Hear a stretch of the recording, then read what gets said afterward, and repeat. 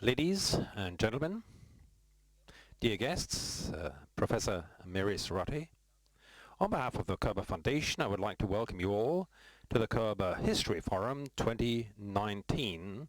So we're delighted that you've accepted our invitation to come to the Humboldt Carré in Berlin. And of course, a warm welcome also goes to all those viewers who are following the forum live on the internet. Never since the Second World War has Europe been so important. And yet, Europe has never been in such great danger. This is what Emmanuel Macron said in his open letter to the citizens of Europe a few weeks ago in 28 European newspapers.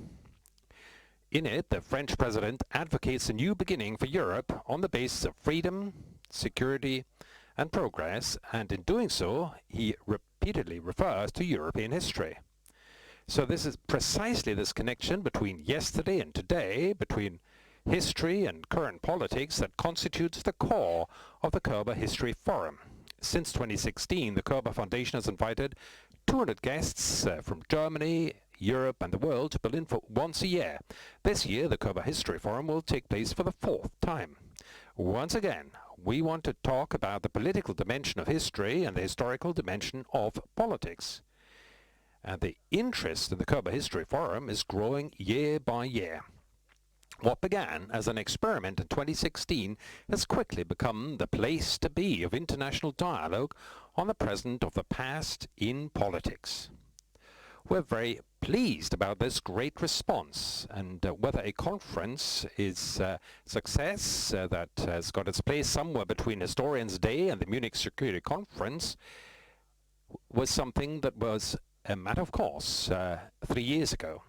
The most important reason is likely the link between history and politics, and that is booming. History has seldom been as topical as it is today, and politics has rarely been so historically powerful.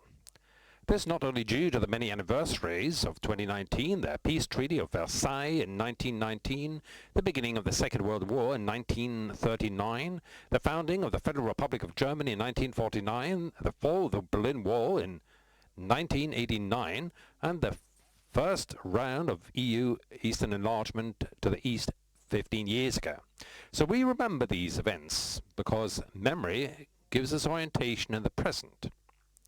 In the struggle for our national and European identity in an increasingly complicated and complex world, we need a plural understanding of history. We must and may argue about our history. This is useful and legitimate, and no one here will seriously call that into question. The fact that the connection between history and politics is booming today also has another reason for concern. History is increasingly being instrumentalized today. It becomes a political weapon to underpin territorial claims, to mobilize one's supporters, or to deny legitimacy to the political opponent. So when history is raped in this way, it is always an unmistakable sign of a crisis in open society, a crisis in liberal democracy. The young generation in today's Europe seems to feel this. In the current round of the history competition of the federal president, which the Körber Foundation has organized since 1973, 2,000 entries were submitted by 5,500 young people, and this is a record value for a competition in which the pupils do not adopt ready-made pictures of history, but go on a search for clues themselves and form their own impressions of history.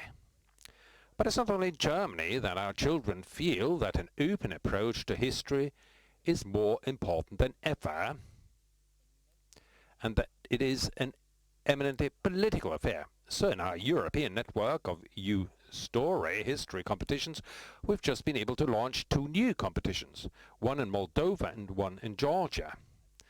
So more than 10,000 young people take part in over 20 competitions every year throughout Europe as part of U-Story, and it's growing every year.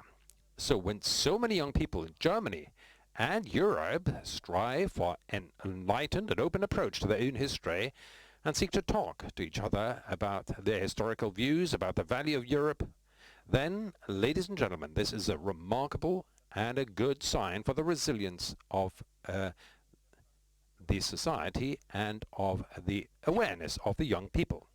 Perhaps Europe is indeed in danger, as Macron said.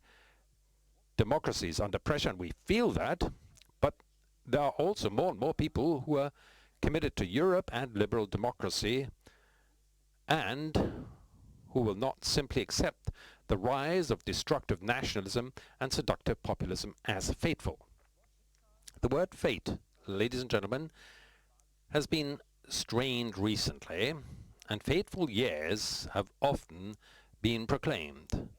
But if there is one year that undoubtedly belongs in this category, then it is the year 1989. It still does not let us go socially, economically, and politically. So communism was overcome in Europe at that time, and for many it was a great triumph. But not for many either. So 30 years later we have to realize that many of the old fault lines and boundaries have not disappeared. We in the West, those in the East, we in the East, those in the West. 3 decades after the fall of the Iron Curtain, the walls and the people's minds are back again, or should we better say they're still there. The question is, can a look at history help us determine the value of Europe today and thereby create a sense of belonging? By dealing with the past, can we build bridges between dissenters instead of building new walls?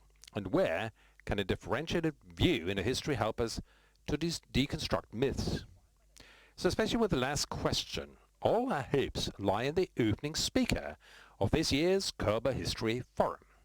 The historian, Elise Sarotte, professor of history at the Johns Hopkins School of Advanced International Studies in Washington, D.C., has dealt more intensively with the history and present of Europe and international security policy than anyone else. Elise Sarotte is the international expert on what 1989 meant for Europe and what it means to the present day. Her award-winning book on 1989 and the struggle for new order in Europe after the end of the Cold War is a standard work. So if you want to understand how international relations developed after the fall of the Berlin Wall and what the current confrontation with Russia has to do with 1989, you cannot avoid this book. Dear Professor Sarotte, we're delighted that you will open the Körber History Forum 2019 with a lecture on the question of the broken promise for a better future. And that was a quote. Above all, however, we look forward to an academically sound answer to what the question of questions. So did Michael Gorbachev become what the Soviet Union promised in the course of the reunification of Germany, the renunciation of the NATO eastward expansion? And if so, who promised whom exactly what? I can well remember a Bergedorf discussion group in which we asked, still under the chairmanship of Richard von Weizsäcker, we asked Hans-Dietrich Genscher to answer this question. He held a pretty inspiring, also very entertaining dinner speech at that time on that subject. But the answer to the question of whether there was a promise 30 years ago not to expand NATO to Eastern Europe was friendly. And he just dodged that question in a very friendly and diplomatic way, as Hans-Dietrich Genscher could. So we're interested in your answer, dear Mary Sarotte, as well as your answer to the question whether we're still already again in a Cold War. So after your lecture, you will talk to my colleague Gabriele Woidelko on stage and then with the audience here in the hall. We're looking forward to that as well. Now, I wish you and all of us at the Körber History Forum 2019 stimulating debates on the political dimension of history and the historical dimension of politics. Critical and fair, with an open visor and at eye level. Thank you very much. That was such a nice introduction. Thank you. Thank you very much. You know, I wish that my parents had been here to hear that introduction. My father would have enjoyed it, and my mother would have believed it. So thank you very much. Thank you very much to the foundation for inviting me to come back to Berlin, a city where I lived for 4 years, a city where I love, and it's good to see so many friends in the audience. So, women, according to the legendary diplomat George Kennan, are ill-equipped to discuss international relations and should under no circumstances be encouraged to do so. Why? Because they take the subject too earnestly. So I am very grateful that the Foundation does not agree with Kennan in this important point, and the Foundation has invited me to come here tonight and to discuss international relations with you. And even if Kennan is right, international relations are currently very deserving of a woman's scrutiny because they are currently a very earnest subject. Now, this is a very unwelcome development to me personally. When I was doing study abroad in West Berlin in 1989, it seemed that a new era of harmony was dawning in transatlantic relations, in US-Russian relations, in global history. And I felt certain that that new spirit of cooperation that I witnessed in 1989 when I was here, that it would certainly last my lifetime, and I don't know how many other lifetimes. And so it is actually with a great deal of sadness that I come here tonight to talk about the ways that international relations have become once again, as I said, a very earnest topic. So barely 30 years after those events, Donald Trump is calling the transatlantic partnership into question nearly on a daily basis, tweet by tweet. President Vladimir Putin is disrupting European and US elections. He's encouraging right-wing nationalists in countries on both sides of the Atlantic. He and Putin are both tearing up arms control agreements, and Putin is prodding Trump to break with his European allies. It feels very much as if the promise of 1989, the promise of a better future that I felt when I was here, has been broken. And one of the biggest grievances, one of Putin's biggest grievances, is also the debate over a broken promise. He argues that post-Cold War NATO expansion betrays a promise that the United States made in 1990. Now, before I dive into the details, let me acknowledge that NATO expansion is, of course, not the only major story of the post-Cold War period. Other developments include, on the positive side, of course, the expansion of the European Union to Central and Eastern Europe. On the negative side, the tragic arc of democratization and de-democratization in Russia. And, of course, the fraying of the transatlantic partnership after the US invasion of Iraq in 2003. But post-Cold War NATO expansion is central to current Russian grievances, and importantly for an event known as the History Forum, tractable by historical methods. Now, what I mean by that is this is a case where historians can help policymakers, the goal of this forum, because the course of events is knowable. There is copious written, recorded, and televised evidence from this time period. Historians, trained historians, and there are a number here tonight, can assemble an analytical narrative from this evidence, and that narrative in turn allows us to reassess the road to the post-1989 order on the basis of evidence rather than based on supposition, which can help inform dialogue today. As you were kind enough to mention, I have constructed such a narrative in 2 books and a number of articles. And I was therefore very pleased when the Stiftung approached me and asked me to speak, and specifically, they asked me if I would address the following question. To what extent do current challenges in European security have their roots in the decisions of the powers involved in German and European unification? The answer is to a very great extent.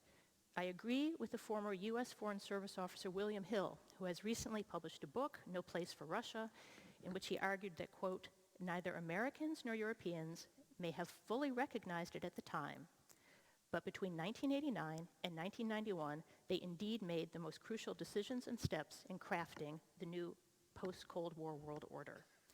So to explain how and why, I'm going to break the Stiftung's big question down into 4 particular questions, and this will be the bulk of my talk. First, what was the origin of post-Cold War NATO expansion? Second, was there a promise that it wouldn't happen? Third, briefly, an overview, what is the legacy of expansion as it actually occurred? And finally, will part of that legacy be a new Cold War? So first, what was the origin of post-Cold War NATO expansion? Well, let me begin with recent events before turning to the origin in the past. There have been so many distressing moments of conflict in the transatlantic relationship recently that it's hard to know which ones are the worst. But a week in July 2018 surely counts among the most awful. and I suspect some of you in the room actually took part in the events of that week in July 2018. First came the fiasco of the NATO summit, July 11th to 12th, 2018, where President Trump alienated nearly every ally with short notice demands for spending up to 4% of GDP per country. He then went onward to the United Kingdom at the invitation of Prime Minister Theresa May, where he then attacked Prime Minister May at her moment of maximum weakness as her inter-party enemies were departing her cabinet. And then, last but not least, came the Helsinki summit of July 16th, 2018, where Trump sided with Putin over all U.S. intelligence agencies on the question of whether Russia attempted to interfere in the U.S. election of 2016. Now, as if this all weren't bad enough, just earlier this year, we found out, thanks to the work of the New York Times, that in the days around the NATO summit, Trump, quote, suggested a move tantamount to destroying NATO, the withdrawal of the United States from the Atlantic Alliance. No wonder Putin could hardly conceal his smiles at the Helsinki summit. As the New York Times continued, there are few things that Putin desires more than the weakening of NATO. So reflecting on this litany of disaster from July 2018, let's take a big step back and ask, why does NATO still exist at all? After all, NATO is, at heart, an organization created in 1949 to defend Western Europe from an attack by the Soviet Union and its allies. The alliance, of course, celebrated its 70th birthday last month, just as Berlin celebrated the 70th anniversary of the end of the Berlin blockade yesterday. And I'm grateful to the foundation that I could be here and take part at the events in Flughafen Tempelhof yesterday. These events are most definitely not unrelated. In other words, NATO started defending Western Europe, including West Berlin, in 1949 and continued to do so until the collapse of the Soviet Union in 1991. The alliance might then arguably have said mission accomplished and disbanded, or if not that, then transformed itself into a more pan-European security organization. In other words, there were alternative outcomes. There were alternative timelines forward to the future. NATO did not have to remain the dominant European security organization. The fact that it did is, in fact, largely due to the strategic partnership of the U.S. President, George H.W. Bush. And when I say President Bush in this speech, I'll be talking about the first President Bush, George H.W. Bush, and Chancellor Helmut Kohl. It's due to the actions they took swiftly and decisively after the unintended opening of the Berlin Wall 30 years ago this November, followed, of course, by unification in 1990. The American take on their policies in this time period quickly took on a triumphalist tenor. Let me give you a few quotations from some of the writings about this period, and you will get a sense of it. Robert Hutchings, who is a member of the National Security Council, has written, quote, "It's hard to see how the process of German unification could have been handled any better." Philip Zelikow and Condoleezza Rice, who were members of the National Security Council under President Bush, Condoleezza Rice, of course, later went on to be Secretary of State, have written, quote, "Leaders who saw their chance acted with skill, speed, and regard for the dignity of the Soviet Union." So I'd ask you to remember that phrase, regard for the dignity of the Soviet Union. The result, as Daniel Dudney has written, Daniel Dudney is a political scientist, but he also worked for the George H.W. Bush administration. The result was a brand new architecture of international institutions. In the course of developing all these new international institutions, Mark Kramer has argued that the issue of NATO expansion, quote, never came up. That is a myth. And he received an interesting claim in support from Mikhail Gorbachev in 2014. Mikhail Gorbachev in 2014 similarly said, "The topic of NATO expansion was not discussed at all. Not a single East European country raised the issue. Western leaders didn't bring it up either. So don't portray Gorbachev and the then Soviet authorities as naive people who were wrapped around the West's finger." That's Mikhail Gorbachev referring to himself in the third person. So this is Mikhail Gorbachev saying, "Don't portray me as naive." Now, as a historian, I know this time period from the documents from the time, and that comment from Mikhail Gorbachev contrasts and contradicts a comment also by Mikhail Gorbachev from 1990, where he explained very emotionally to Helmut Kohl that he felt he had fallen into a trap precisely over this issue. As indicated, this kind of contradiction is where historians can't actually be of help, because we can go work in the archives, work in the sources, which is a very time-consuming process, and then summarize the findings in ways that can be useful to policymakers. I've done nearly 15 years of work in 6 countries, the US, Britain, France, Germany, Poland, and Russia. I've also worked in television archives, because what was on television on a certain day is often as important as what was written down in the archives. I've worked with radio recordings, and importantly, I've also done over 150 interviews. As my advisor, my Dr. Vater, said, you need to enter the past through as many portals as possible. And so one of the benefits of contemporary history is that once I've done my archival research, I can then go and interview people with those documents. And so if someone says to me, well, NATO expansion never came up, I can say, well, then help me to explain how I have you here discussing it in February 1990. Perhaps you can help me to understand. And that then takes the discussion, the interview, to an entirely new level. So I realized after getting into this research, visiting these archives and doing interviews, that actually the question I needed to answer was the following. Why, despite all of the dramatic changes from the ground up, those protests, those unforgettable protests led by Solidarity or by the brave citizens of the city of Leipzig or so many other cities throughout Europe, why, despite all of the dramatic changes from the ground up, were there actually relatively few changes from the top down? In other words, there was a revolution from below, but not a revolution from above. I did not actually see a whole new host of brand new international institutions that suddenly came into existence in 1990. Instead, I saw NATO perpetuated into the post-Cold War era. So, put another way, there was a new world emerging from the streets, but there was not a new world order created to match it from above. Now, this was not for lack of awareness of possible new orders at this time. A number of European actors, including both former East European dissidents and Western leaders, proposed new alternatives for their country's future security after the opening of the wall, all of them anathema to Washington. Among the worst alternatives from the US point of view was a proposal by former peace activists who had helped to end Soviet domination of their homelands. They called for Central and Eastern Europe to become a demilitarized zone and a neutral buffer between East and West, although some dissidents would later change their view and support NATO enlargement. Also worrisome was Gorbachev's interest, shared by some West European leaders, in creating a pan-European security organization, perhaps based on the Conference for Security and Cooperation, which already had members from both NATO and the Warsaw Pact. In response, Bush and Kohl, working hand in hand, moved swiftly and assertively to ensure that NATO, and thereby US leadership in Europe, since Washington dominated the alliance, would not only survive the end of the Cold War, but also shape the post-Cold War future. Through a series of successful diplomatic maneuvers, which I have detailed in my books, Bush perpetuated NATO's leading role in European security and set a precedent of NATO acquiring new Eastern territory, all without signing anything binding about the alliance's future behavior on the other side of the 1989 Cold War line. There's one exception, which are some minor restrictions on what NATO can do on former East German soil, but those are relatively minor. So if the origin of post-Cold War NATO expansion rests with Bush and Kohl, how did they accomplish it? Well, this relates to the second question. Did they do so despite promising that NATO would never expand? This is really the key of the controversy, the heart of the controversy. And the controversy really concerns, when you boil it down, a series of meetings in February 1990. Again, if you're interested in the details, please ask about them in the question and answer session. I'm happy to talk about them. I'm actually currently writing a new book specifically on NATO expansion. For this book, I've now gotten documents declassified not only from the Bush Library, but also from the Clinton Library.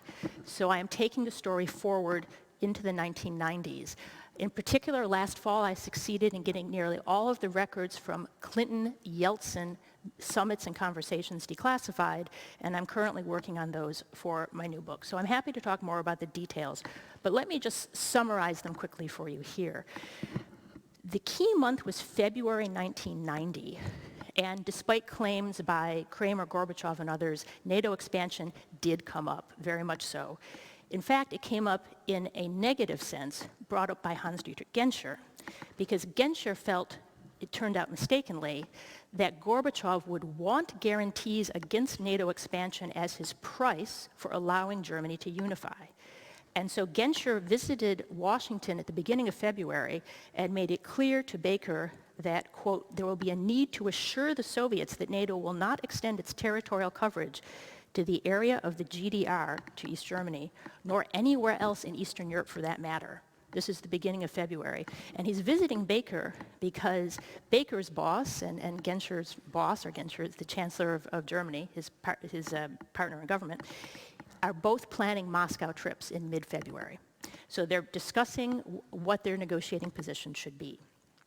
Genscher also discussed this with Douglas Hurd, even though Douglas Hurd, the British foreign minister, was not taking part in these trips to Moscow, nor was Margaret Thatcher. But Genscher contacted Hurd and said the Soviet Union needs the security of knowing, for example, that Hungary is not going to become part of the Western Alliance. So clearly this issue was in discussion before the Moscow summits take place. Then, first, Baker travels to Moscow, where he meets Shevardnadze and then Gorbachev. And Baker makes it clear to both of them, Shevardnadze and Gorbachev, that NATO, quote, will not shift 1 inch eastward from its present position. That is, the front line will stay where it is in 1989, in the middle of divided Germany. NATO's front line will stay in the middle of divided Germany. Gorbachev's answer, according to Baker, certainly any extension of the zone of NATO would be unacceptable. That conversation, however, was speculative. There was no actual result at that conversation. Nothing was written down, nothing was agreed. The next day, February 10th, was different. Baker departed, Kohl arrived. They intentionally avoided meeting on Soviet soil because they did not want Mikhail Gorbachev to know how closely they were cooperating. And Kohl said something very similar to Gorbachev. Kohl said, naturally, NATO cannot expand its territory to what is today the territory of East Germany. In contrast to the conversation with Baker, however, Kohl got what he described as the green light to start German unification. He called a press conference that evening to announce it and immediately began the process of economic and monetary unification as a result of receiving that green light. So there was a specific concrete result to that meeting, but Mikhail Gorbachev had not gotten anything in writing. Back in Washington, President Bush and his National Security Advisor, Brent Scowcroft, were actually deeply worried by this turn of events. They asked themselves, what does that mean to say Germany is going to unite and NATO is going to stay at the 1989 line? What does that mean for a country to unite and be half in and half out of Article 5? That makes absolutely no sense. Jim Baker leaned too far forward there. We need to reel that back in. So Jim Baker was told, stop saying that. And he did immediately stop. It disappears from the archival record after that. And Helmut Kohl was more or less summoned to a summit at Camp David, where President Bush made clear to him that he needed to stop talking about restrictions on NATO. As President Bush said, the Soviets are not in a position to dictate Germany's relationship with NATO. To hell with that. We prevailed, and they didn't. I ask you to recall that phrase, regard for the dignity of the Soviet Union. This is very much a public phrase. The internal discussion, as I said, the Soviets are not in a position to dictate Germany's relationship with NATO. To hell with that. We prevailed. They didn't. Helmut Kohl was, I think, somewhat surprised, but understood what Bush meant, thought about it, and said, all right, but then it will come down in the end to a question of cash. And President Bush looked at Helmut Kohl and said, Helmut Kohl, you have deep pockets. Robert Gates, the later Secretary of Defense, was present as the Deputy National Security Advisor. He was the note taker at this meeting. He later wrote in his memoirs that he realized he had just seen US policy on how to unify Germany, and the policy was, quote, bribing the Soviets out. So that was essentially the strategy. There's quite a bit that unfolds after that, but it doesn't really change the strategy. What happens is that Mikhail Gorbachev belatedly notices that discussion of NATO not moving eastward over the 1989 line has disappeared from the conversations. And he belatedly, too late, tries to bring the issue back into the conversation. He also starts asking in May 1990 if it might be possible to merge the Warsaw Pact and NATO, and thereby create a pan-European security organization at a stroke. Secretary Baker refuses, saying, pan-European security is a dream. Baker reports on this to Bush, saying, you know, President Bush, the real risk to NATO now that the Soviet Union is collapsing is the CSCE, the Conference on Security and Cooperation in Europe. He doesn't mean that in practical terms. Obviously, the CSCE didn't control any troops. He means that in conceptual terms, that pan-Europeanism could end with Europeans handing the Americans their hats and telling them to leave. And President Bush agrees, saying, the CSCE cannot replace NATO. If that happens, we will have a real problem. So the strategy continues of using basically money as the incentive for Gorbachev.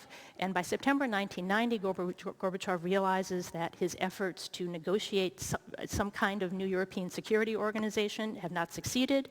He becomes very emotional in a conversation with Helmut Kohl. That's where he makes that remark, I feel that I've fallen into a trap.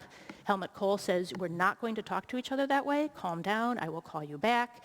He consults with Theo Weigel, and he calls back, he asks Theo Weigel, how much can I give Mikhail Gorbachev? Theo Weigel says, don't give him more than 6 billion Deutschmarks. He calls Helmut Kohl back and says, you can have 15.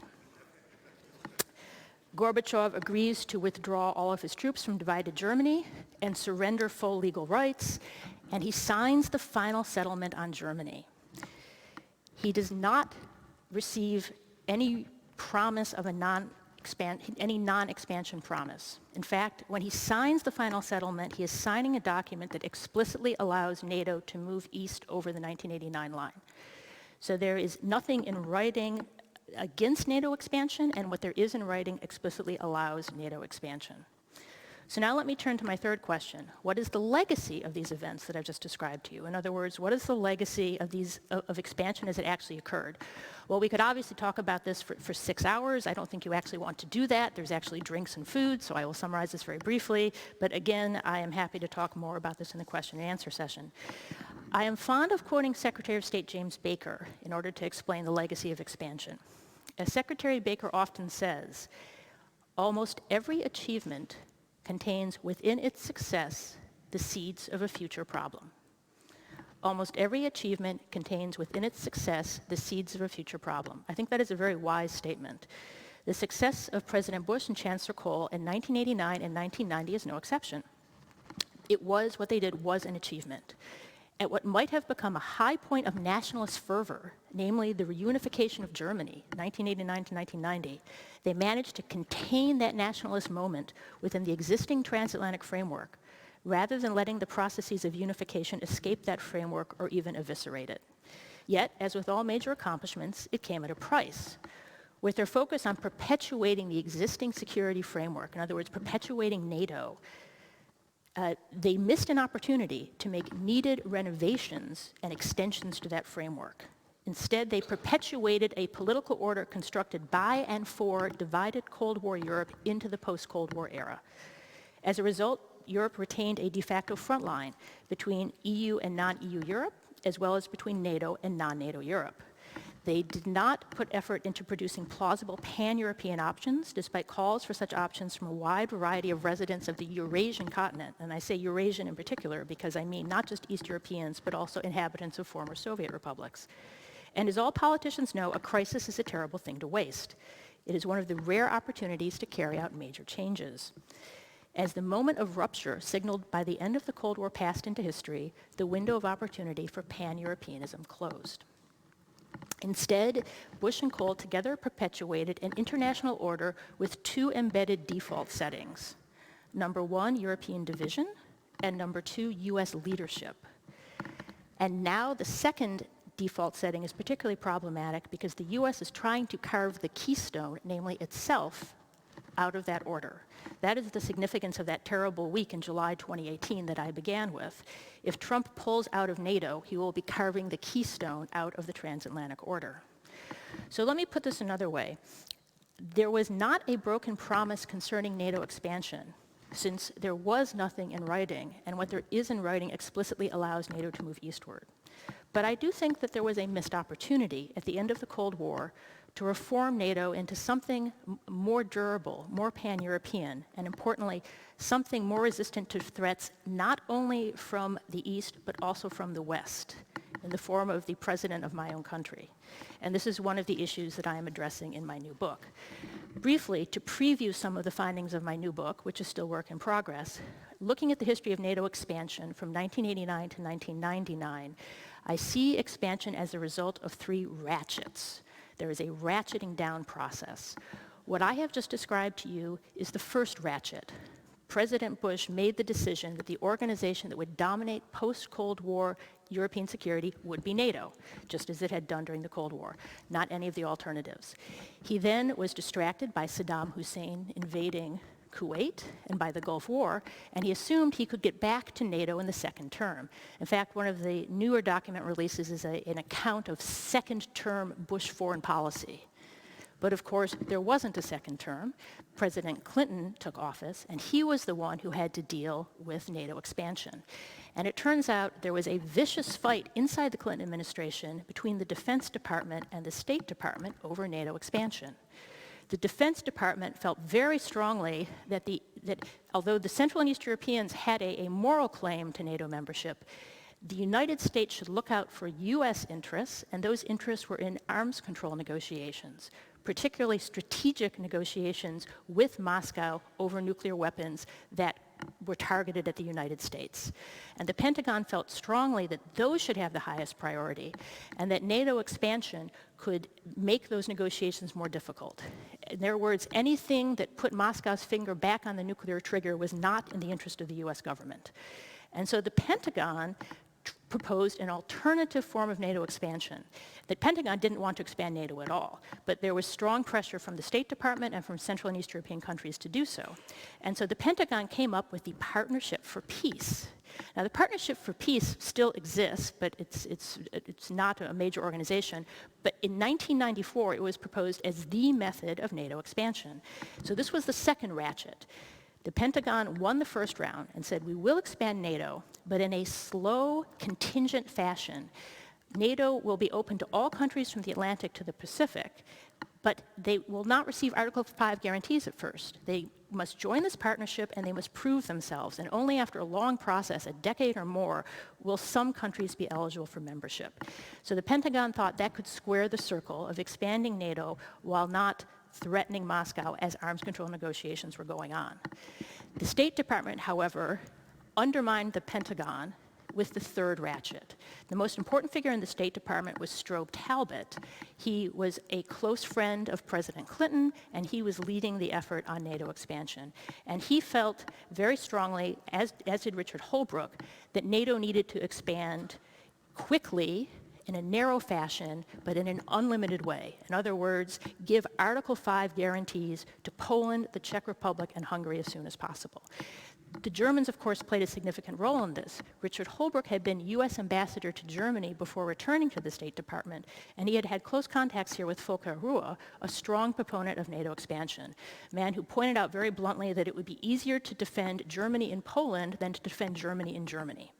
So you want to put Poland into NATO, that is in the Germans' interests, and Volker Ruhe worked closely together with Richard Holbrooke when he was here as U.S. ambassador, and Richard Holbrooke then took those beliefs back with him to Washington, where he worked closely with Strobe Talbott to produce this third ratchet.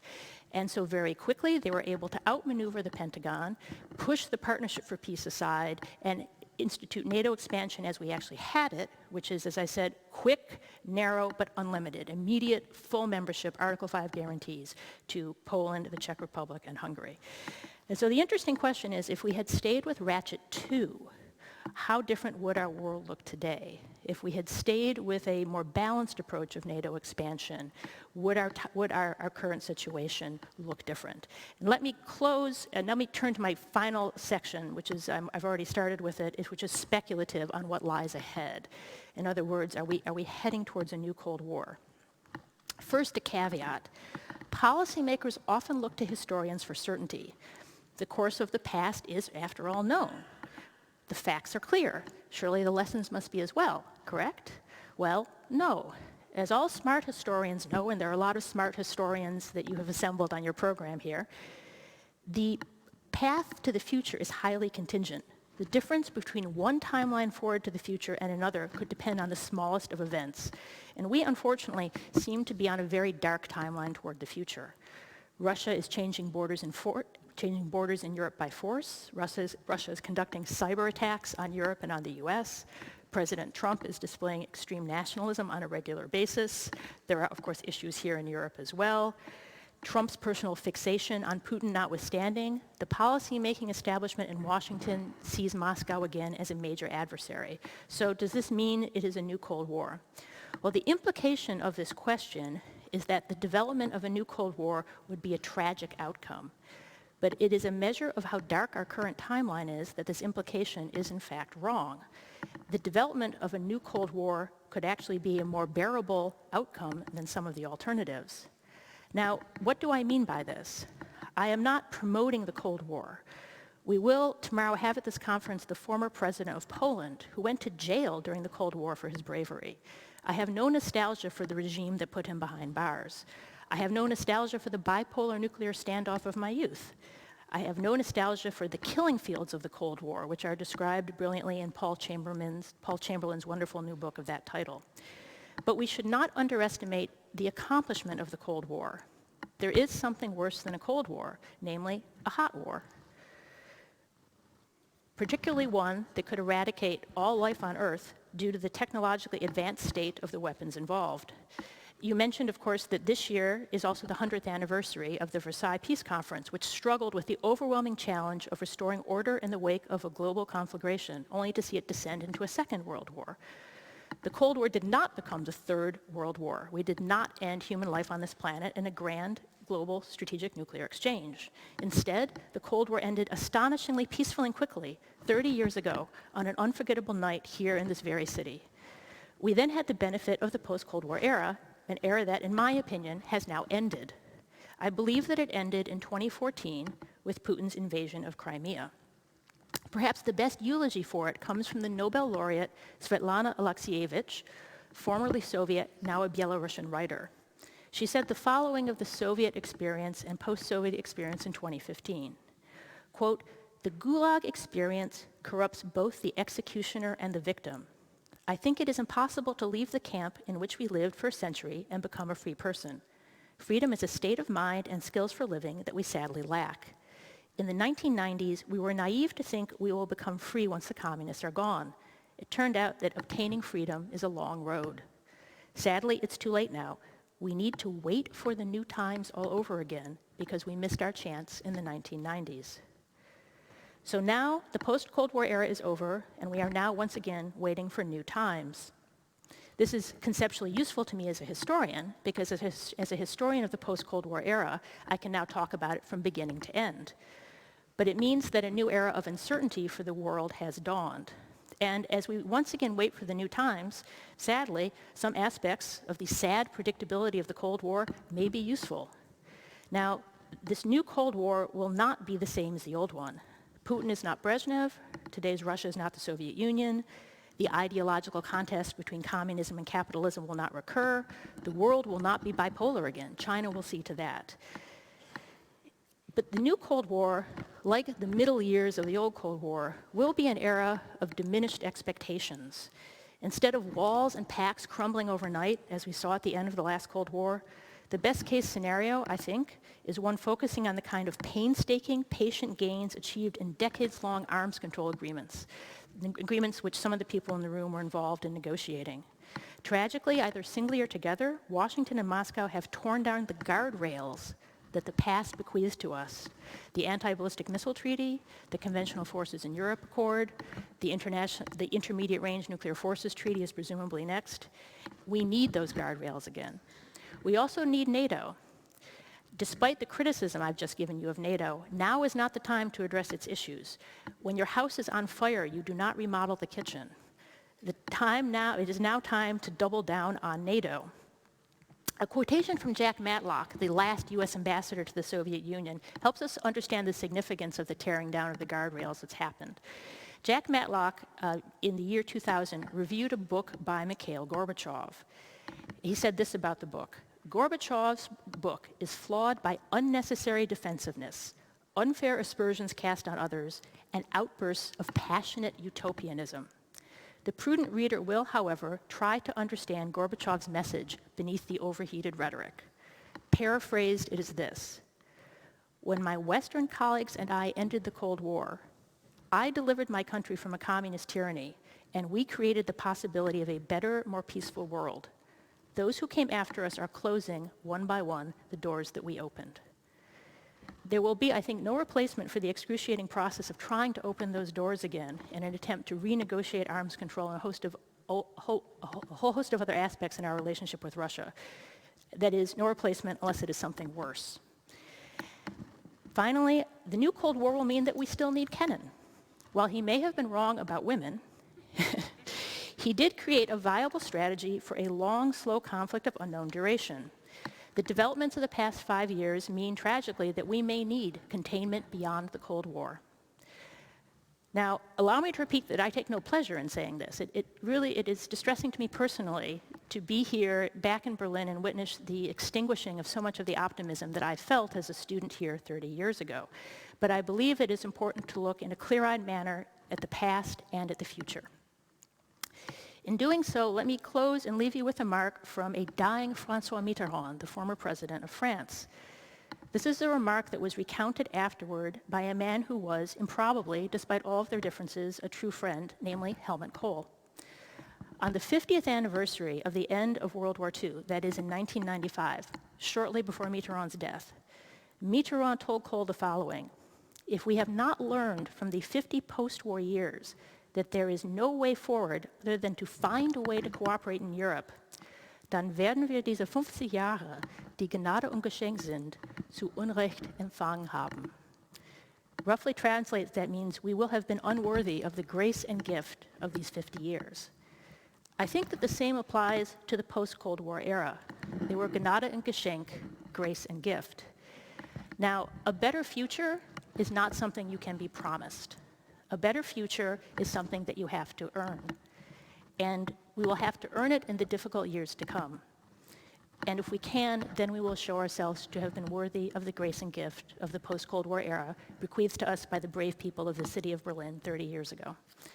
So I am sorry to have been very earnest tonight, but as Kennan has explained, as a representative of my sex, I could not do otherwise. Meine Damen und Herren, ich bedanke mich für Ihre Aufmerksamkeit.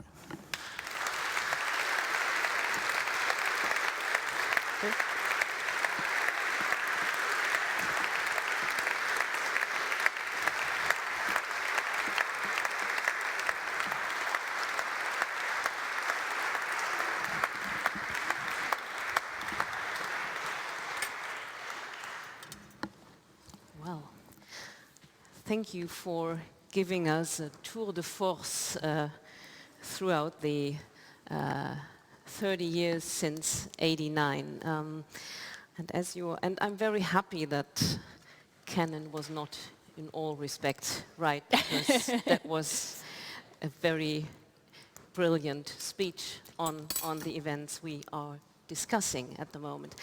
Let me take you back. You are a historian. Let me take you back to the commemoration of '89 just for a second, because what we've heard from your speech is also a lesson on multi-perspectivity, you know, different actors, different perspectives, different thoughts on who has said what and who has promised what or not. So, and now as people 30 years, living 30 years later, we know that '89 was clearly not the end of history, but it created new disruptions, new confrontations.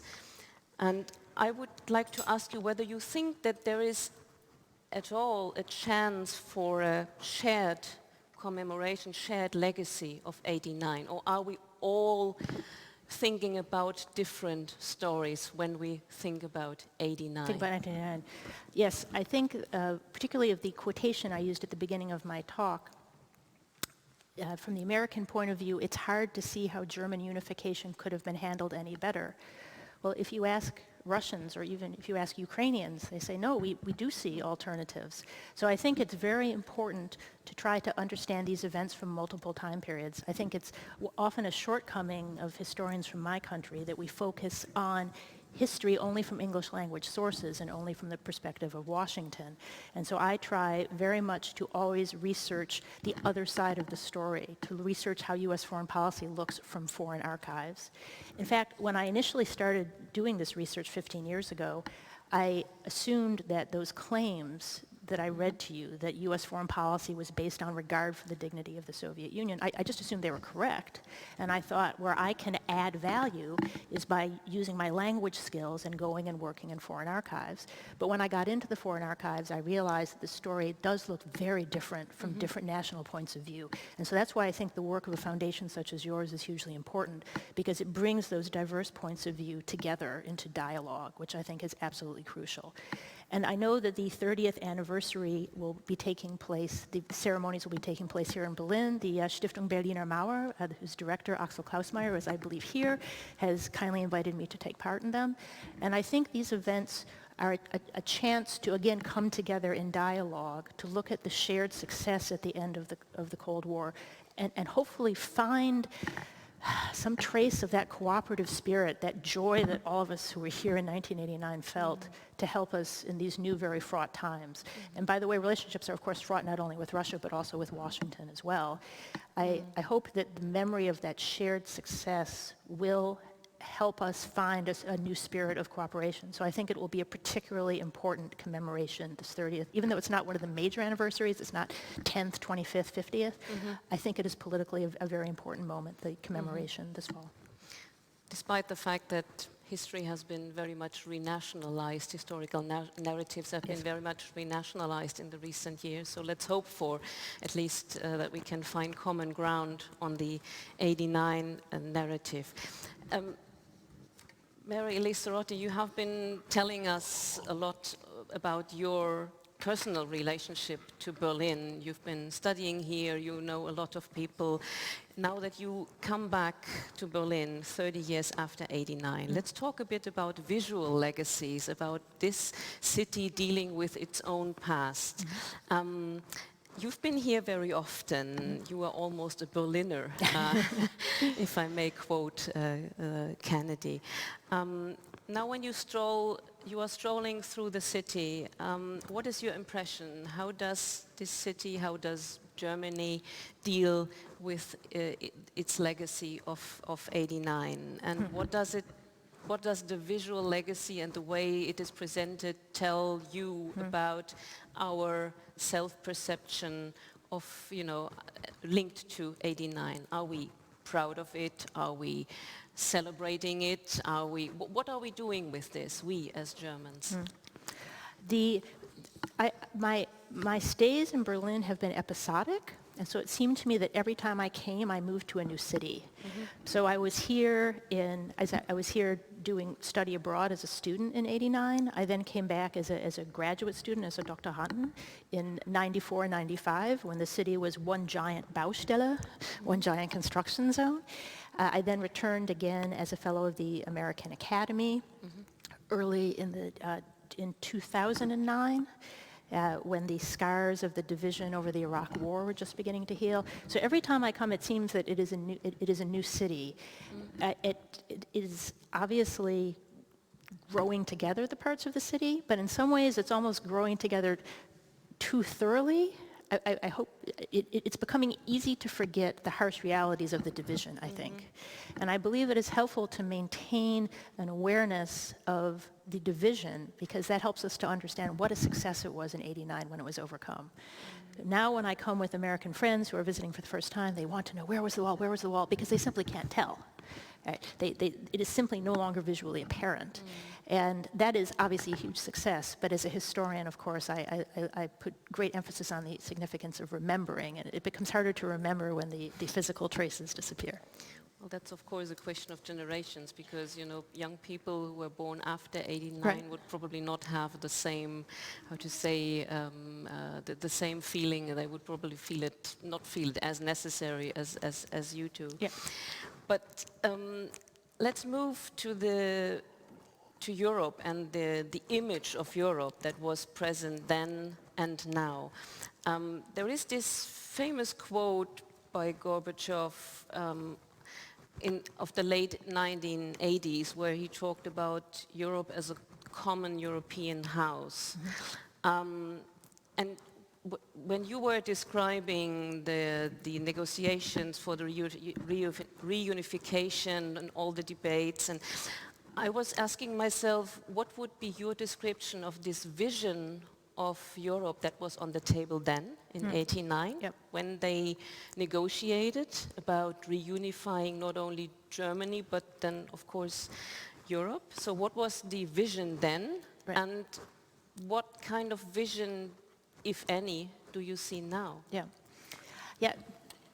So when Gorbachev made that remark, that's a desire for pan-Europeanism, right? The expression of a common European house is talking about a possible pan-European future. Now, in the course of my research, I, of course, discovered quite a bit about Gorbachev from his papers, from the interviews that I did. I have a great deal of admiration for Gorbachev personally. I think that the world owes him a debt of thanks. I believe that he helped the world to take a big step back from the brink of nuclear conflict. I believe that he made the lives of people in his country and in Central and Eastern Europe much freer. And so it was heartbreaking for me to discover in many ways that Gorbachev was actually not a very good negotiator, and that he was not seeing around corners in the way that you need to do as a head of state in negotiations. He wasn't anticipating what would be coming. He was getting outmaneuvered by Bush and by Kohl.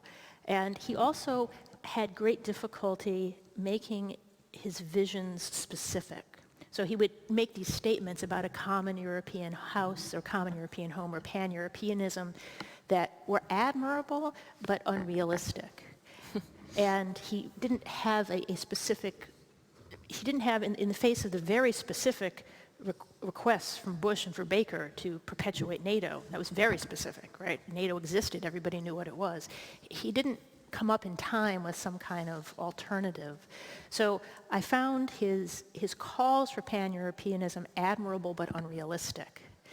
Ironically, this book that I'm researching now, as I've been looking into the Partnership for Peace, which is ironically proposed by the Pentagon, not usually known as a pro-pan-European organization, that there was actually a structure there that could have been pan-European, and indeed started to be so. Not only Central and East European, but also former Soviet republics began joining the Partnership for Peace. The Partnership for Peace was actually becoming a pan-European organization. Now, there's been this sense that somehow the Partnership for Peace somehow failed. In its infancy, it was somehow a sickly kid, a sickly child. But what I'm seeing now in my research is that it was not a sickly child, it was strangled in the cradle by people in favor of a much more aggressive form of NATO expansion. So what I'm realizing is that there's this discussion now that's binary. NATO discussion, was it good, was it bad? Yes or no. It's Manichaean. Either you're for or you're against. And I'm realizing the question is actually much more nuanced. There was actually a spectrum of possible modes of NATO expansion. And there may have been modes that may have been more acceptable to Moscow, more conducive to arms control negotiations, less conducive to confrontation. And so there might have been pan-European options inherent in the process of NATO expansion. Now, these are sort of half-baked thoughts because this is the book I'm writing now and it's still in process. But I'm coming back to Gorbachev's idea of a common European home, only expressed through the lens of different modes of NATO expansion. And perhaps there would have been some possibilities there. And what vision of Europe do you see today? Because is there any common vision of Europe anymore? Well, NATO expansion has actually happened, perpetuated a front line across Europe. So we had a front line during the Cold War, and we still have a front line now. So it's familiar. It's not ideal, but it's familiar. Russia was, by design, left on the periphery of post-Cold War Europe. Again, that's familiar. We have seen this movie before. And that's why I decided to start with George Kennan. That's why I started looking at George Kennan for this speech when I found that very interesting remark about women. Because much of this is sad, but is familiar. And I think that we will, I mean, we are now returning to some familiar trends of hostility between Washington and Moscow. Of course, the complication is President Trump. As has been often remarked, there seem to be two U.S. strategies towards Russia. There's President Trump's strategy, and then there's every other policymaker's strategy, right, including his own administration, which is to regard Moscow as a rising adversary. That is not President Trump's personal strategy, but there seems to be this disconnect between the president and the Senate, the national security community. So we're seeing, if we set aside President Trump for a moment, we're seeing a return to some very old, I think some old patterns. With the caveats that I mentioned, obviously it's not an ideological conflict again. It's not bipolar. The rise of China is obviously undeniable. It's not exactly the same, but I think much is sadly familiar about what we're seeing take place now. Well, that links nicely to what you've described on what happened after '89, that obviously the leaders then were looking for the old patterns. I mean, NATO was prevailing and alternative solutions were not implemented. Strategy is a good keyword. When we nowadays in Europe, when we discuss about security, there is this claim that Europe should be able to take care of its own security much better than it used to do in the past. And President Macron and others, they are calling for a European army and measures like that. So how would you, as a historian and knowing all the documents and all the facts and the whole history of NATO and NATO expansion, how would you see this? I mean, is there a potential of a European security policy? Well, this is exactly what Bush and Baker were worried about in that comment that Baker made to President Bush.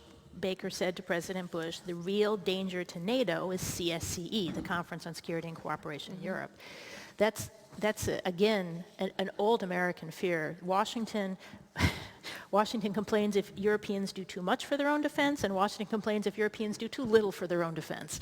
This is present throughout the history of NATO, not just in 1989. So this is a constant American concern. I think, sadly, that what President Trump is doing now is making an independent European security strategy more likely. I understand there are now serious discussions going on about strategic autonomy. That's the new catchphrase, strategic autonomy. This is quite different than the Cold War or the post-Cold War period, where you heard all about strategic partnership between Washington and Europe.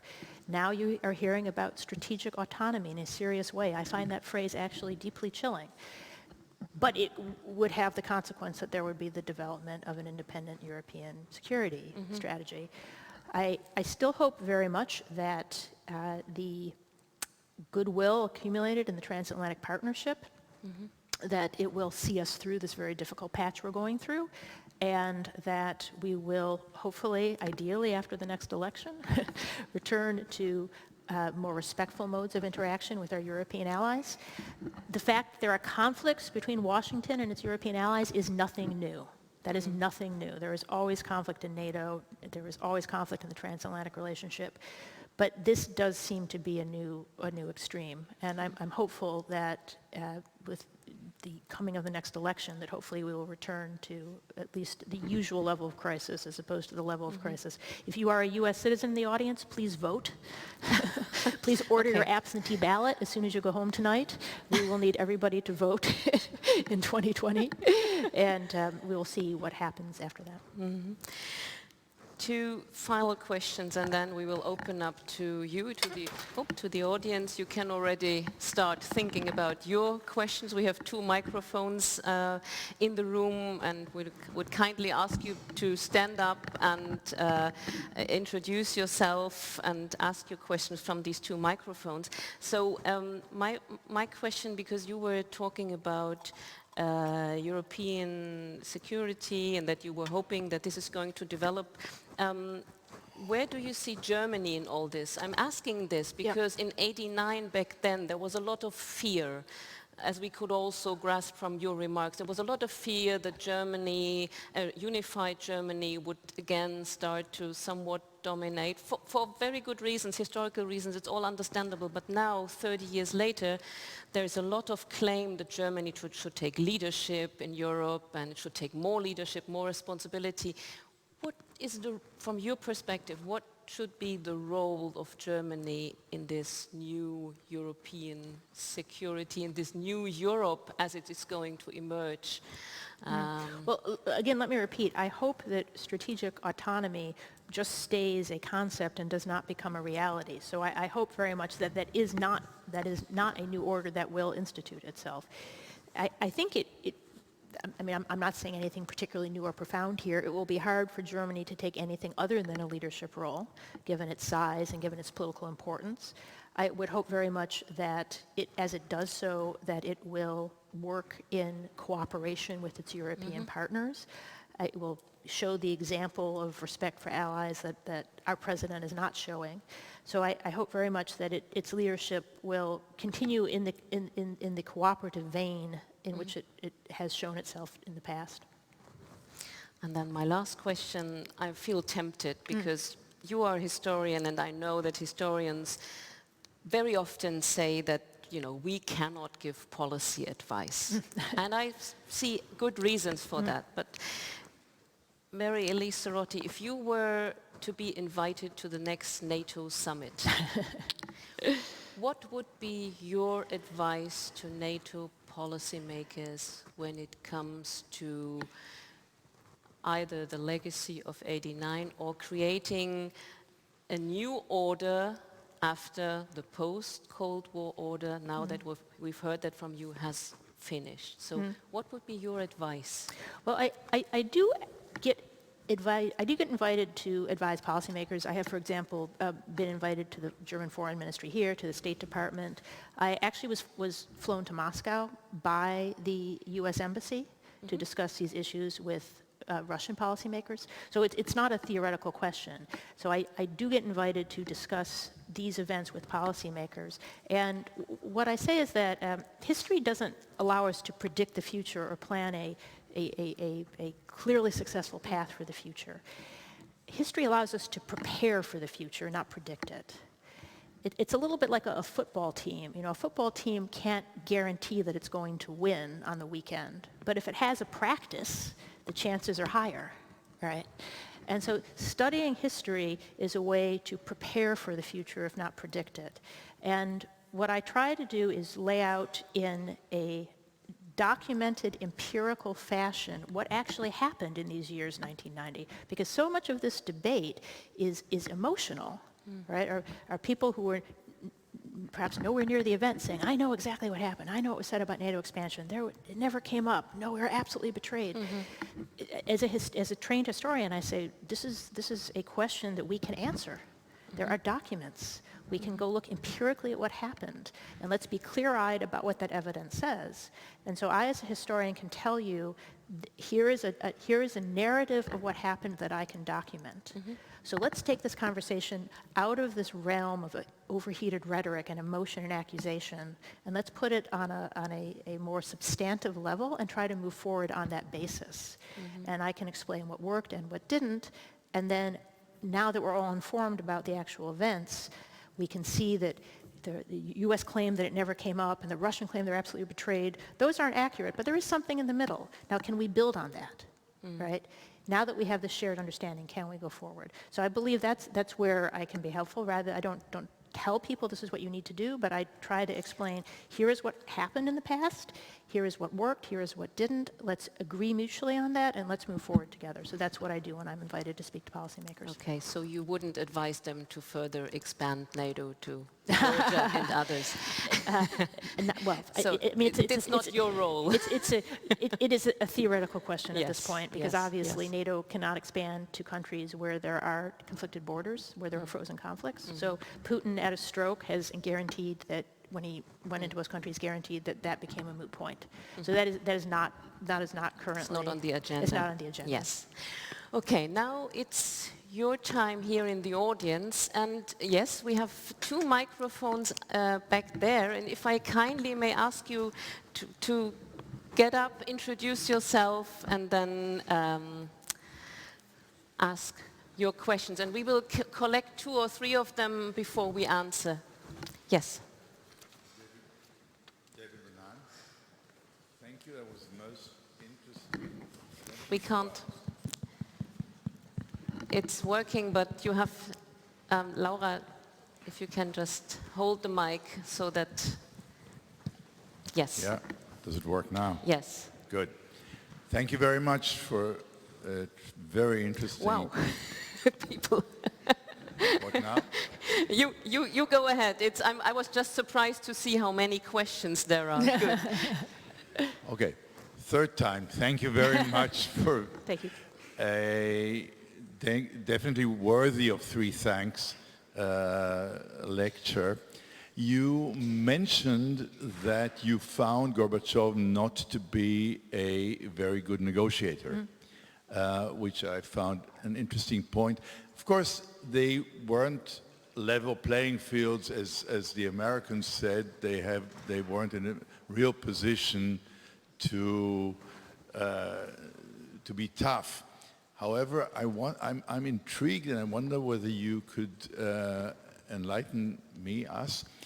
To what extent was Gorbachev supported on his side by an infrastructure that prepared him for such negotiations, or was he a lone operator? Because there's no question that the American and the German side had whole institutes preparing them. Thank you.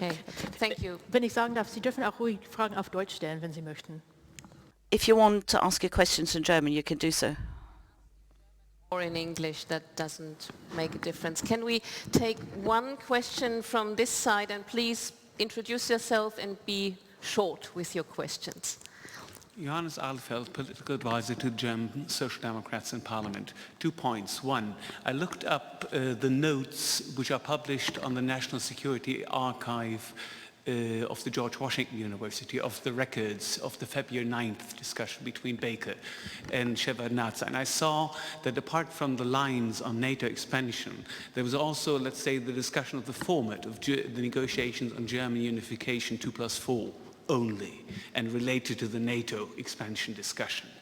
If you were saying there was a chance of a pan-European security organization to be created, would a universal peace conference have been a format that one could have pursued another path to a future, or would that have been a never-ending story? And another aspect, 2009, the Russian proposal about a European security order, was that past the point of no return, or would that have been another door that was closed? Okay. Thanks. Let's take a third one, if that's okay with you. Please, the other side. I'm Katja Gloger, journalist specializing on Russia. Thank you so much for your analysis, and thank you maybe even more for the documents you are opening up to us and to research out of the 90s, an era that became famous as the Bill and Boris show, if I recall correctly. So I wanted to ask you a little bit more about the 90s, the developments inside Russia, the, to put it mildly, erratic behavior of a Russian president who wanted to become part of Europe and didn't want to become part of Europe. So was there any real alternative for the US administration and the Russia hands Strobe Talbot than NATO expansion at that time? Thank you. Mary Elise, would you like to answer these 3 first, or should we collect 2 more? Also, wie Sie möchten. Also, wie lange haben wir, ist eigentlich die Frage. How much time do we have? That's the question. We have enough time, so 15 minutes, 20 minutes we still have, because we started later. Yes. But so maybe, because I see many people still queuing. Well, how about this? Perhaps what I will do is I will give very brief staccato answers to these questions, but I am going to go to the drinks, and so if you perhaps want more detailed questions, then you should come and try to speak to me. The question on Gorbachev's infrastructure, that was a very insightful question. You can actually see in the documents the different negotiating styles. The the German and the French documents are so well organized, and it's very clear from whom to whom the arguments are going. The American documents are also very well organized. There's a very clear policy process. The Russian sources, sometimes it's just a piece of paper, there's no header, it's not clear who it's been written to, sometimes it's just a fragment. You can almost just feel coming up from the sources the sense of the country in crisis, right? How hard it is to maintain an infrastructure. And I tried always when I was reading about Gorbachev and German reunification to remember, this is a man whose country is collapsing out from under him, right? I'm only reading as a historian one little part of the story, but he has all these other events that are happening. And, the fact that he was able to keep his head together at all is impressive, right? And so perhaps I'm expecting, too much for him to, on top of it, be a good negotiator. But you can just, what you're saying, you can just physically see it in the sources. On the National Security Archive question, yes, the National Security Archive is wonderful. I actually have posted some of the Clinton documents that I just got declassified on the National Security Archive website as well, so I recommend please go to their website and look at the sources. The question of a peace conference came up frequently, and the person who did the most to kill it was Helmut Kohl. Helmut Kohl said, we are absolutely not having a peace conference. Number one, we're not Nazi Germany anymore. Number two, there were something like 110 countries that were at war with Germany, and all of them would want reparations. Number three, how are we possibly going to negotiate anything with, over 100 entities in the room? This is not happening. And Helmut Kohl found sympathetic ears in Washington. Bush was also very fond of keeping the number of people involved in any decision-making meeting as small as possible. And so there was a big discussion over, well, what's the right number? If it's not going to be the peace conference, it's not going to be over 100. Is it going to be the 16, which is NATO, or is it going to be the 12, which is the European community? And they finally got down to, well, first they said, let it just be the 4. So there actually was a meeting in December 1989. This is a great Trivial Pursuit question. When was the last meeting of the occupying powers in Germany? It's December 1989. And Helmut Kohl, quite rightly, is furious and says, you can't just dictate our future to us. The two Germanys need to be involved. And Baker apologizes. And I see actually here Tim Geiger in the audience who knows these stories as well as I do. He works at the Foreign Ministry. He sees a lot of these records as well. He says, you've got to have the Germanys involved. And so they finally decide that the minimum number is 2 plus 4. And then you get the 2 plus 4 talks. So that's the minimum number. But this whole question of the peace conference is a very important question. And 2009, perhaps we could discuss that offline. The Bill and Boris show developments inside Russia. Yes, thank you for giving me an opportunity to talk about that. I only had a half an hour for my talk, so obviously there's a lot that I left out. I think the critical story really is the story of democratization and de-democratization in Russia. I think that is what truly undermines U.S.-Russian relations. I do not think that NATO expansion is what single-handedly undermines U.S.-Russian relations. So thank you for giving me a chance to make that clear. What I do think happens is that U.S.-Russian relations and Russian democracy, they are fragile flowers, and they start to decay quickly. And NATO expansion helps to speed that decay. So it is an irritant at a time when irritants can overwhelm the processes involved. Well, then because people are waiting patiently, let's start with you and then we take the next one from the other side.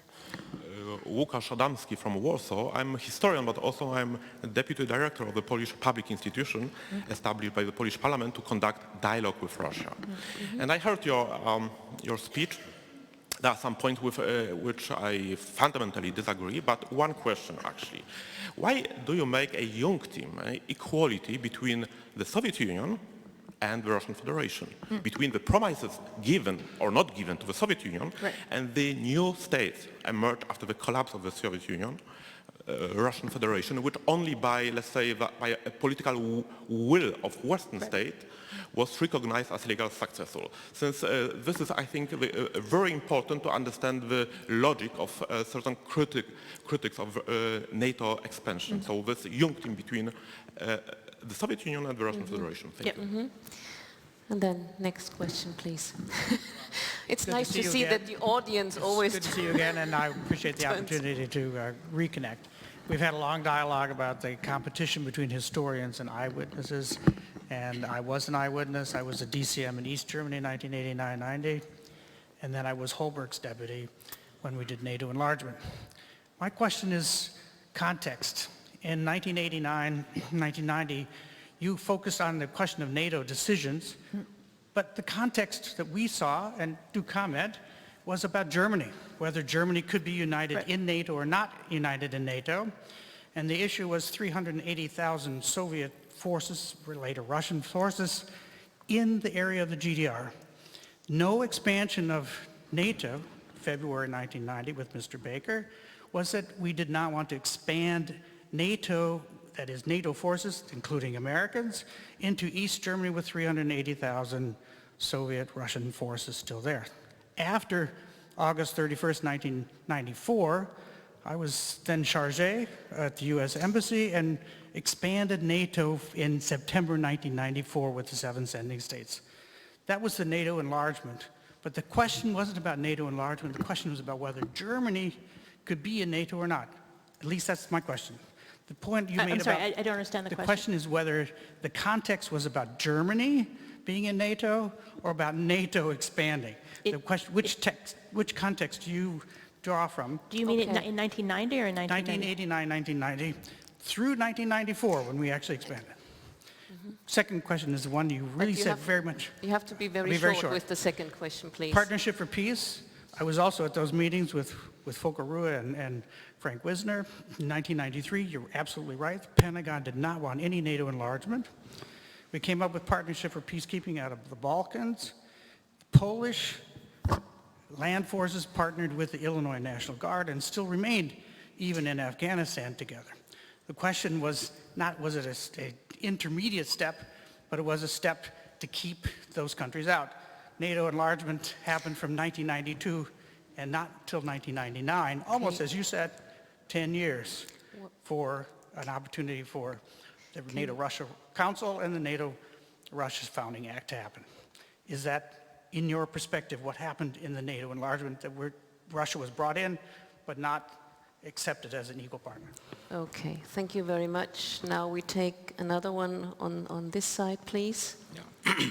My name is Gregor Thum, historian, University of Pittsburgh.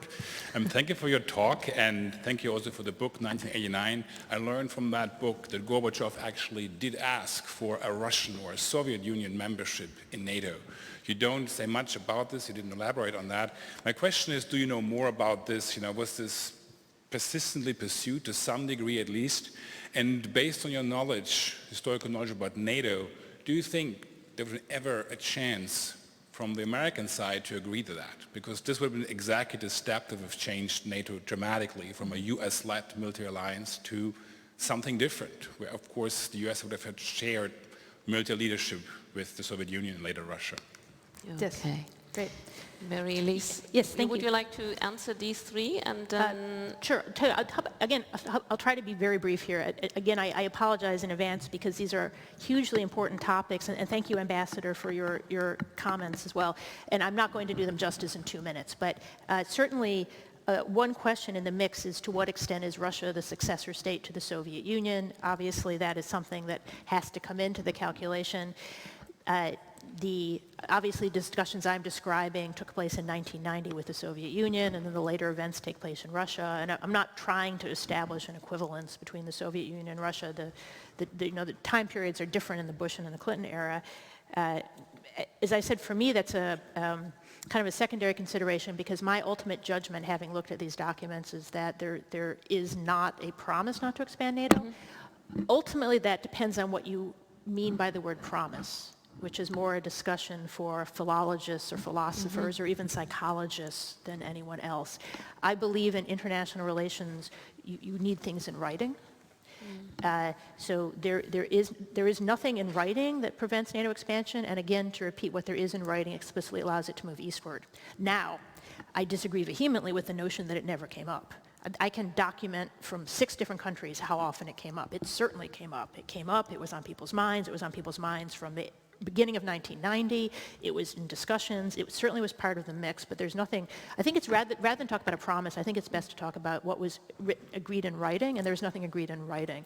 And so there's nothing for the Russia to inherit, whether it's a successor state or not. Ambassador Bindenagel, perhaps we should talk offline because it's just very detailed, and as you can see, there are other people waiting. But thank you very much for your service in the cause of the partnership between our countries. And obviously, you were an important player in these many events.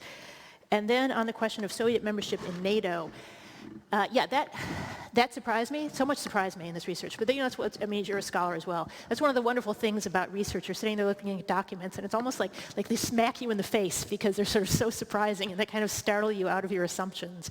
And when I saw Mikhail Gorbachev talking about that, I read this line where he said, "Let's put Germany in NATO," and I thought, he can't be serious. And then he said, "I am serious."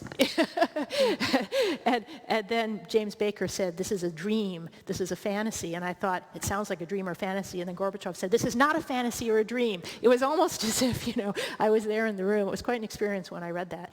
Gorbachev, again, to come back to Gorbachev's character, he was weak on details but strong on vision. In some ways, he was the exact opposite of George H.W. Bush.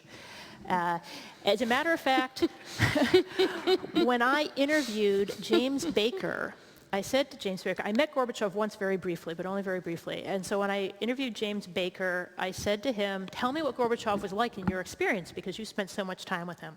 And James Baker said something I'll never forget. He said, who Gorbachev was exactly like? They were so much alike, it was amazing. I said, "Who?" He said, "Ronald Reagan." I said, "Ronald Reagan?" And he said, "Reagan and Gorbachev were both such optimists. I have never known anyone like those two men. They could just walk into a room and immediately everyone in the room would be lifted up by their optimism. I have never met two leaders who could do that other than Reagan or Gorbachev."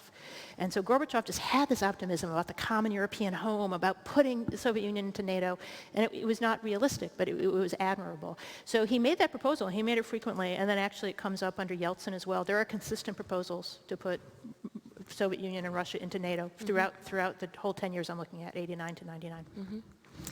Okay, so we do 4 final questions and then you have the final round of answers, and then we go to the reception. Markus Meckel, you can ask in German if that's more appealing. So you choose. Okay, ich mache es in Deutsch.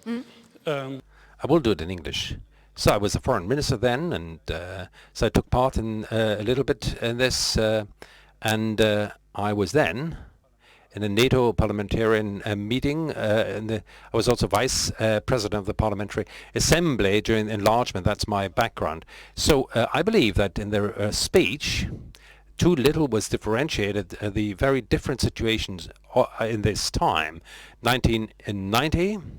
So when we talked about enlargement in 1990, and this was Mr. Windennagel just said, it was only about the territory of the GDR. Nobody could remotest imagine that the former Warsaw Pact countries would become NATO members. That was outside the realm of reality. And the only one who was prepared in that time to think about that, whether you had a pan-European structures and would strive for such structures, was Genscher. And last in his speech in February, and then he was reined in quickly by Kohl, and as of then, he was in the prescribed line that the Americans had determined quite clearly, and that was support of the German unity with NATO membership of unified and united Germany. And that was, of course, American interest to play a role in Europe. NATO was the central instrument of the significance of Americans in Europe. And that was also a clear interest to know that this is the future.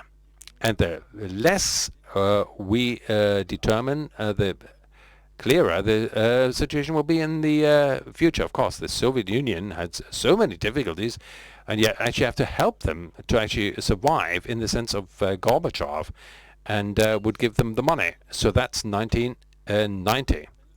So when it's about, so is there maybe a question? Sorry, 1990, I don't have a question about, just a question of interpretation, but that I suppose would go too far. So I've got another point, and that is maybe could be the question, because it was clear that you said there was no promise. But there was, so in the discussions that Gorbachev had, and at various points there was promises that they would not use the weakness to the advantage of the Americans and NATO. So there was such statement, and there's some formulations that when you look at them from today's point of view, that could be read in such a way that there was approval or promises not to expand. But then you have to know that this question was not up on the agenda. Then I move on to 1993, Partnership for Peace. The Partnership for Peace. So not to forget that we had in November, in Paris. This is important. In Paris was important with a clear message that the two blocs will reach out their hands. So the vision of partnership between the blocs was the central message of Paris, and NATO tried to implement this with a Partnership for Peace. Now the joke is that the Partnership for Peace in Pentagon had a draft agreement that was to apply to everyone, to the Baltic states, and meanwhile Russia or Ukraine. So that it was totally absurd in the structure that you gave them the same agreements. And the meeting of the foreign ministers Albright noticed that this is not possible, and then she followed the invitation of Havel and Valencia to Central Europe. And when she traveled Central Europe, she understood that the Partnership for Peace was different than it was originally planned. It's not an alternative to NATO membership, but doubly could be used in two ways for those countries who wanted to become a member as a first step, and for the others as an alternative with regard to the development of partnerships. So and this is my last sentence, the enlargement was so important, and I personally then dealt with this and advocated very intensively, because you have to imagine that when all the countries, and I'm just mentioning Poland here, so if these states between Germany and Russia, if they are not part of an integrated alliance, what percentage would Poland, what percentage of the GDP would the Baltic states and or others spend today or already in the 90s just for fear of what is happening and developing in the East if they had not been part of NATO? So that would have been a catastrophe with regard to security policy if these countries had to organize security nationally, and that's why I still claim, even to today, that it wasn't anything better than Russia to have members of NATO in the West, and they couldn't be any securer than that. Okay, we understood your position, and now we will have the 3 last questions, and then we'll really have to finish.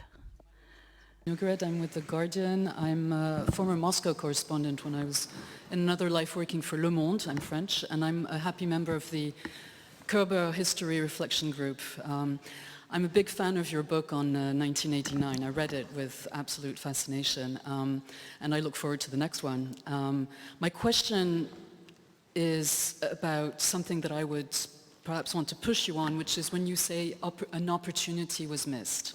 So you magnificently establish facts, you help us see through the fog, but then you say, and it's an opinion, an opportunity was missed. And very much my question is, when you say that, are you thinking an opportunity was missed with the then Soviet Union, which had, when German reunification was being negotiated, the Soviet Union only had, roughly 1 more year to go. And nobody knew that the Soviet Union, as has been said, the Soviet Union would disappear slightly over a year after German reunification. So are you saying that that opportunity was missed just at that moment, under the theory and the hypothetical that the Soviet Union would have continued to survive or to exist? Or are you saying the opportunity was missed even after the Soviet Union broke up?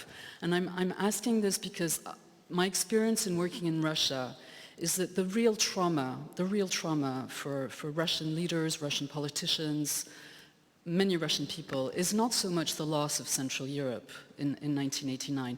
It is genuinely the breakup of the Soviet Union. And when we say that, and so the grievances that Putin carries very much point to that.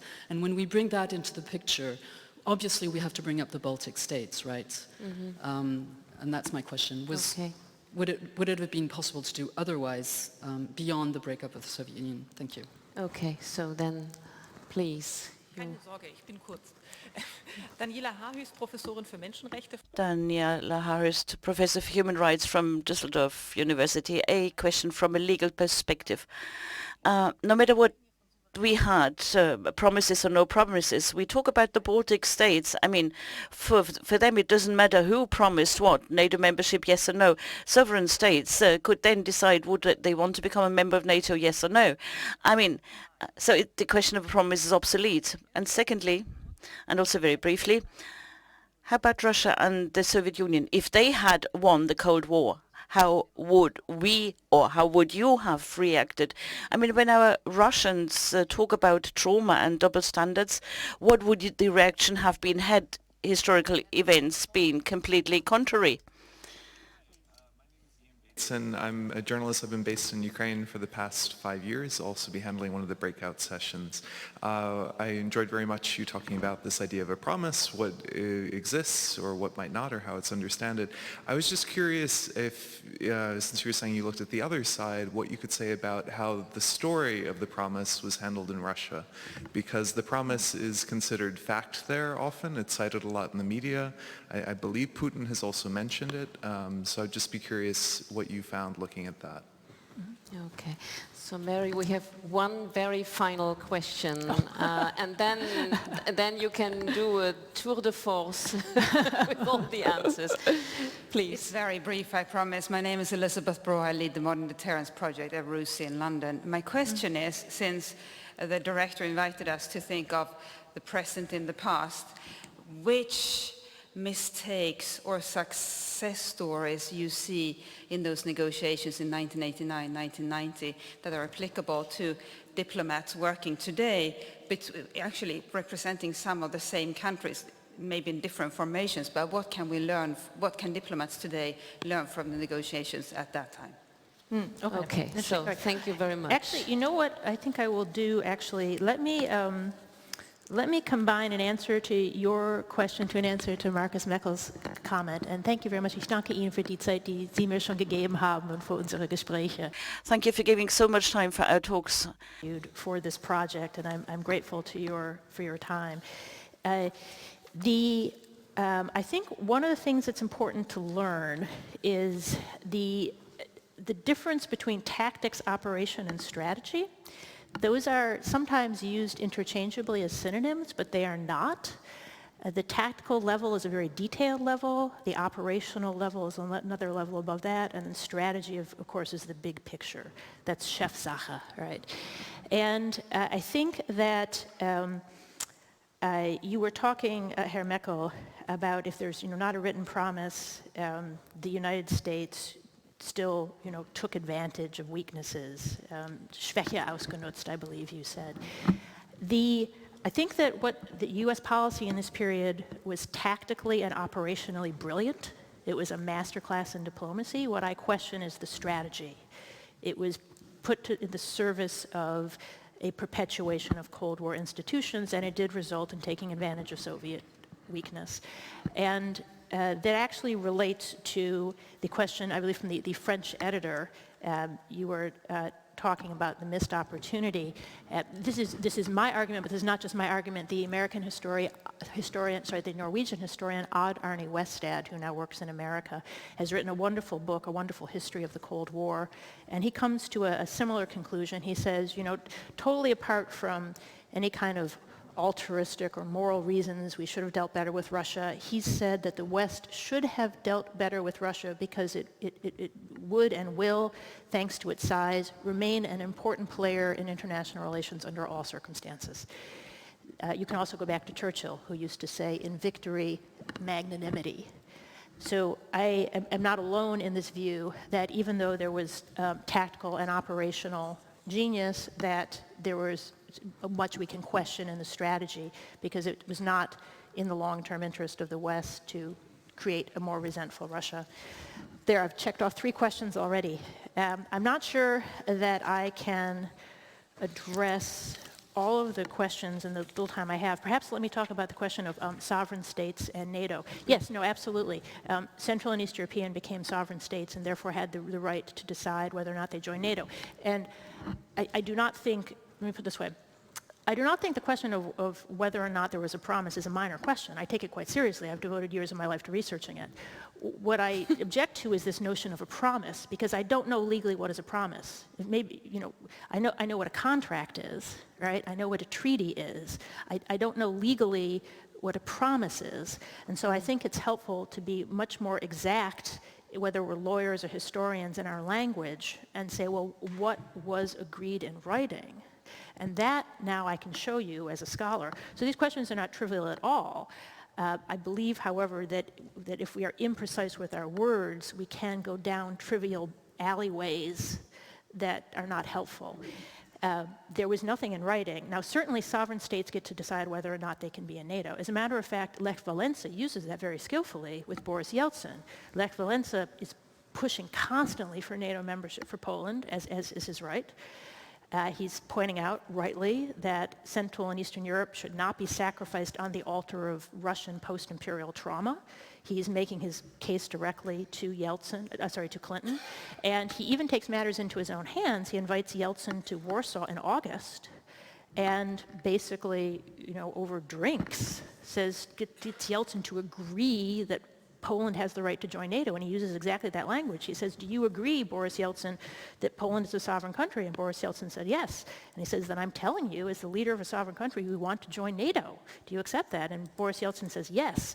And Yeltsin immediately, Walesa asked Yeltsin to publicize that, and he does, and so it goes out to the world press. And then Walesa can't believe that Washington doesn't jump on that to put Poland in NATO. So he uses exactly that argument. The flip side, though, is that the NATO alliance gets to decide whether or not it wants to expand. Right? NATO is not required to expand. NATO membership is not automatically dispensed. And so the Pentagon's point is, no, absolutely, these are sovereign countries that have the right to request, but we also need to evaluate their fitness. We need to evaluate what it does for the U.S. government. And so one of the Pentagon's objections after this issue with Walesa comes up is that it's not in the U.S. government interest to expand NATO.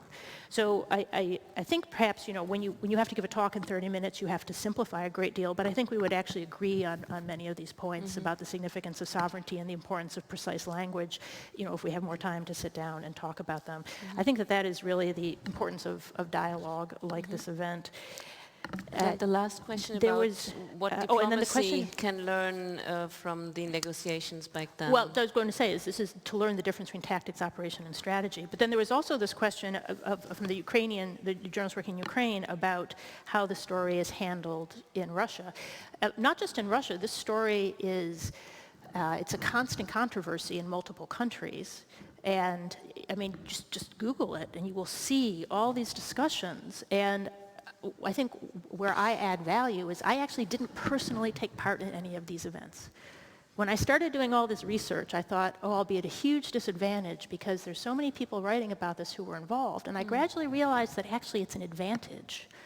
I don't have a personal stake in these events, right? My personal reputation does not hang in the balance. I don't try to write about these events from my memory of 30 years ago because I wasn't there.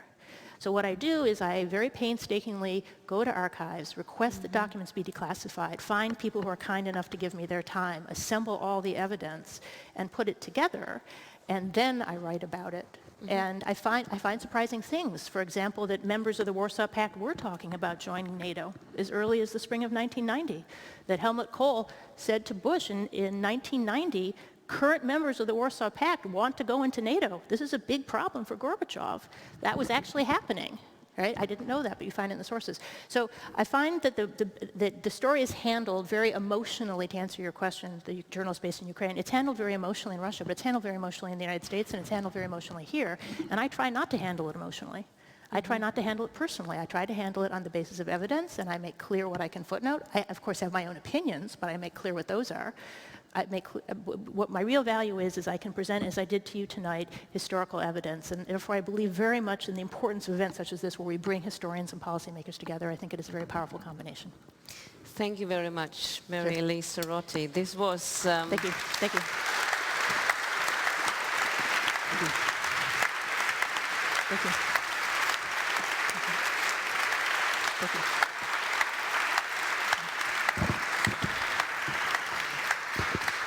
Thank you for teaching us about the role of historians in complicated times. Thank you for lecturing us on the meaning of facts in a post-fact area, in quotation marks. And now we all, you and all our guests, we deserve some, after food for thought, we deserve some real food and drinks outside at the reception. And please enjoy the evening. Thank you very much.